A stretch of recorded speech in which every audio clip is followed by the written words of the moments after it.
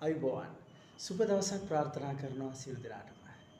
අද මම හිතුවා දියවැඩියා රෝගය නිසා ඇතිවන විවිධ අතුරුඵල එහෙම නැත්නම් විවිධ සංකූලතා පිළිබඳ පොඩ්ඩක් කතා කරන්න.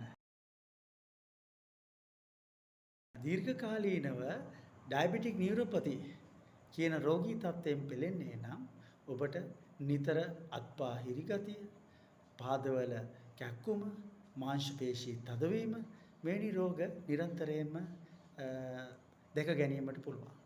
මෙවැනි රෝගීන් නිසි ප්‍රතිකාර ලබා ගන්නේ නම් මේ හැම රෝග තත්ත්වයකටම ඉක්මන් සුවයක් ලබා ගැනීමට පුළුවන්.